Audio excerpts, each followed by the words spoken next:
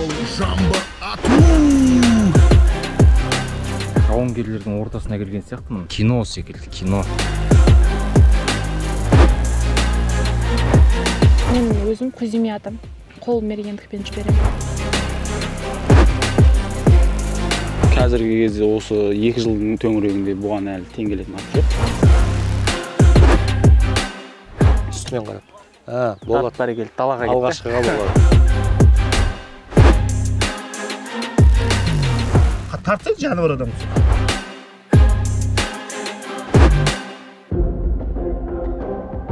Қазақтар мойындатып келатыр, өйткені бұл біздің қанымызда бар.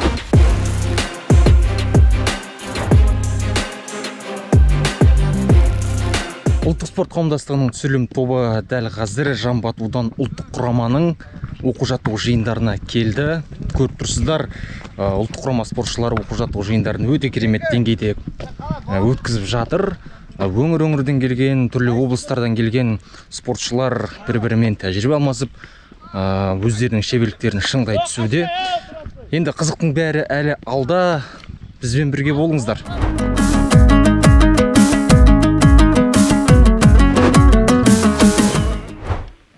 Ералған, ассалаумалейкум. Амансыздар.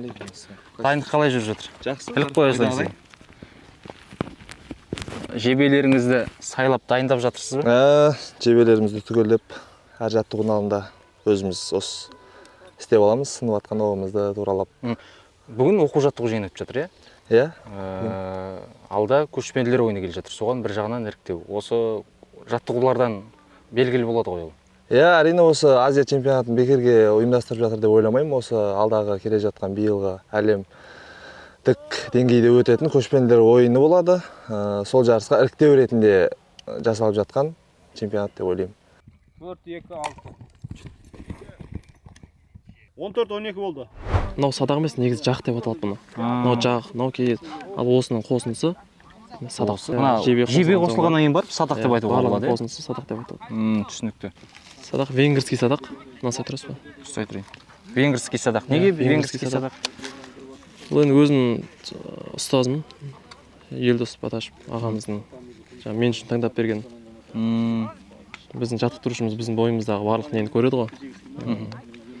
Кімге қалай ыңғайлы, кімге қандай оқ, кімге қандай садақ ыңғайлы деген маған осы садақты Венгриядан алып берген. Енді садақтың бағасы қанша тұрады бұлар? Бізге сол қызық болып тұр. Садақтың бағасы 200 мың, 250 мың. Содан басталады. Жоқ, ең нәтиже көрсететін спортивный садақтар да. Жарысқа алып баруға болатын, пайдалануға болатын садақтар. Результат көрсететін садақ ол 200-250 мың теңге. Негізі 100 мың теңгеден басталады ғой.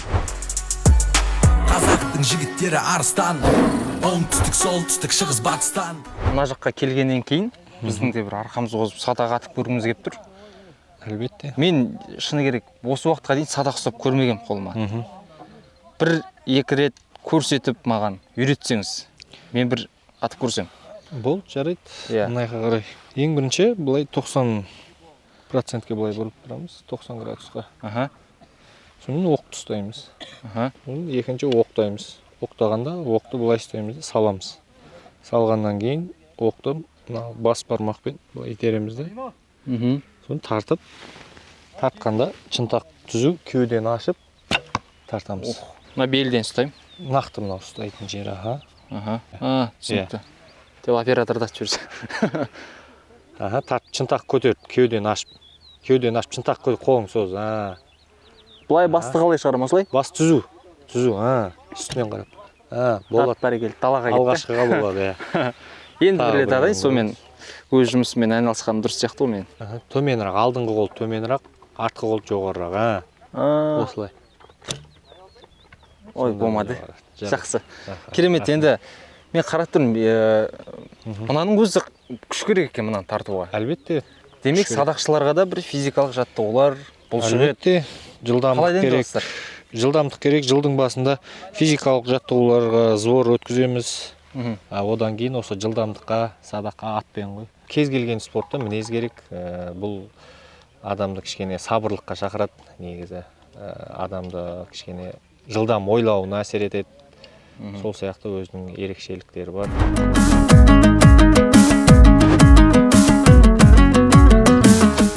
Sen үлгеріп, оңды садағың былай жатқызбаса, осы күнше тұрғызып тартсаң жаны бар адам құсап. Кетті. Араналар қалай тартып отыр, оны қалай тартып отқан, дакансы тартсай болады. Турецкий оқтаймасаң жан батасың ба? Анау, Жамын атам ана, бұлай тұр. анам басына әкет қалайын дедің ғой? Адамды көрмейсің еме, тоқа нысанадан басқа ештеңке көрмейсіңдер ме сендер? Көбірсіз бе? Шәкірттеріңізге? Жоқ, арасында ашуланған кезде ұрсам мысалы. Көбіріспайсыз ба ғой? Тыңламайтын кезде жоқ. Білмеймін, кей-кері айқайлап отырсыздар сосын. Бүгін айқайлайтын күн, өз бір күн айқайлайтын күн болады, айқайламайтын күн болады өзі. Шәкірттерім, екі спортшым әлем чемпионы, Қазақстанның бір 6 дүркін чемпиондары бар. Одан 6 спортшым Қазақстанның чемпионы. Осында ұлттық құрамада 3 спортшым қазір ұлттық құрамада. Үшеуі де әлем чемпионы, Азия чемпиондары. Ұлттық құрамада 8 спортшы бар. 8 соның спортшы. үшеуі сіздің шәкіртіңіз. Үшеуі менің шәкіртім. Мақтанып марқайып жүретін шығарсыз. Енді жүрген жерімізді айтып жүреміз. Жаңа байқап жатырмын. Кейде арасында ұрыс болады екенсіздер. Енді бұл барлығы өзім ауылдың інілерім ғой бұлай. Өзім інілерім, оқушыларымыз. Біз өзім бір ауылдан шыққан, осы мынау әлем чемпиондары жан бату бойынша бір ауылдан бір мектепте бір ағайынның балдары. Соның бәрі енді өзім інілерім ретінде арасында ұрысып талам, ұрып талам. Біреуіне ұрысқан жағат, біреуіне мақтаған жағат. Бірақ түбі бір жетістік. Түбі бір жетістік, сол ойымыз әтір дұрыс атса екен. Шыны керек, мен жауынгерлердің ортасына келген сияқтымын. Аттардың шабысы, садақшылардың садақты тартуы, жебенің ұшуы, бәрі бір шыны керек кино секілді, кино.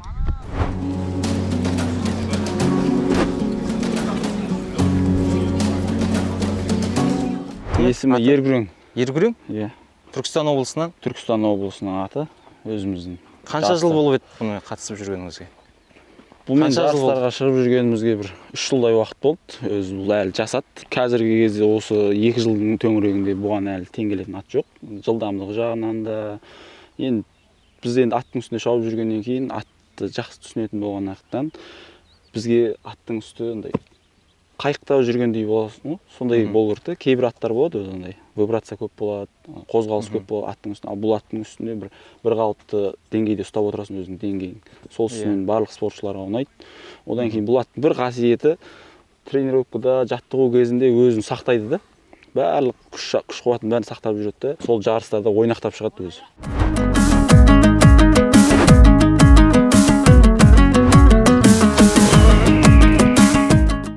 Әкем өзі атбегі, аттың қасында кішкентайымнан жүрмін. Жан батумен 16 жасымнан бастап айналысамын. Атқа деген қызығушылығым болғаннан кейін осы аттың үстіндегі қыздар қатысатын жалғыз спорт осы жан бату. Өзіме андай ерекше қызық болып көрінді. Осы садақ атуды үйреніп, кейіннен осы жан батумен айналысып кеттім. Маған мына нәрсе қызық. Сіздер енді ат үстінде шауып бара жатасыздар. Сол кезде нысананы көздеп үлгересіздер ме, жоқ әлде мен еститінмін, бір түйсікпен атамыз. Түйсікпен. Айтады ғой, қол мерген дейді. Қол мергенді. Мына көбісі көздеп атады, бірақ мен өзім көздемей атам. Қол мергендікпен жіберем. Ол бір сезіп тұрасыз, иә? Сезіп тұрасыз, иә? Енді жерде ататындар, ұзақтық ататындар, олар ұзақ дәлдеп тұрады, бізде аттың үстіне шауып баратып, дәлдей алмаймыз да.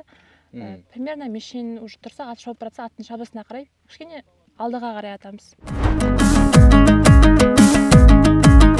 Дәл қазір біздің жанымызда ұлттық құраманың бас бапкері Елдос ағамыз. Енді қарап тұрмын, Елдос ағамыз өте патриот екен, міне футболкасына дейін жан бату спортының суретін іліп алыпты. Бұл да бір өзіңізге рух беретін шығар аға. Бұл енді өзімнің суретім ғой, осындай заказ берген бұл кезінде. Мына өзіңіз ба? Өзім мен. 2019 жылы Венгрия, Мажарстан мемлекетінде жарысқа барғам, өзімді кезінде спортшы болып бастағам ғой осы спорт түрін. 5-6 жылдай айналыстым. Ең алғашқы әлем чемпионы болғанбыз. Шәкіртіміз екенбіз. Ең тұңғыш деп айтсақ та болады. Қазақстаннан барған? Қазақстанға тұңғыш өзім кезінде осы құрама командада жүрген, капитан команда болдым 3-4 жылдай. Сол кезде 2018 жылы жаңағындай играющий тренер дейді ғой, және өзімде бапкер болып, халықаралық жарыстарға өзімізде қатысып, оңтүстік Кореяда 18 жылы 14-ші әлем чемпионатында жаңағы әлем чемпионатын ұтып алғанбыз. Қанымызда бар мына спорт түрі. Енді кез келген баланы қазір алғашқы рет қолына садақ ұстап атқысы 1 сағатта, жарты сағаттың ішінде тез үйреніп алады.